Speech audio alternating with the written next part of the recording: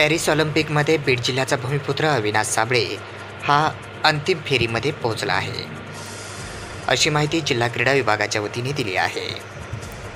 सदर माहिती आज मंगळवार दिनांक 6 ऑगस्ट रोजी सकाळी 10:30 वाजता दिली आहे। पॅरिस ऑलिम्पिक 2024 मध्ये महाराष्ट्रातील तथा बीड जिल्ह्याचा भूमिपुत्र असणारा अविनाश साबळे याने 3000 मीटर स्टीपल चेसमध्ये भारताचे प्रतिनिधित्व करत अविनाश साबळे याने 3000 मीटर स्टीपल चेसमध्ये सुरुवातीलाच आक्रमक पवित्रा घेत पहिले स्थान कायम ठेवले।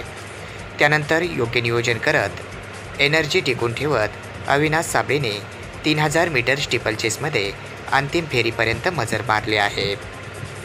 ऑलिम्पिकमध्ये स्टीपल चेसमध्ये अंतिम फेरीत पोहोचणारा तो पहिला भारतीय खेळाडू ठरला आहे।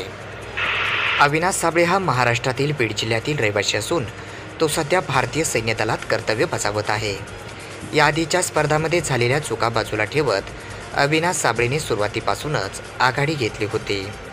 अविनाश साबळेने सुरुवातीपासून नियोजनबद्ध पद्धतीने आपल्या खेळाचे प्रदर्शन केले। 3000 मीटर स्टीपल चेसच्या अंतिम फेरीकरिता अविनाश साबळे पात्र ठरला आहे।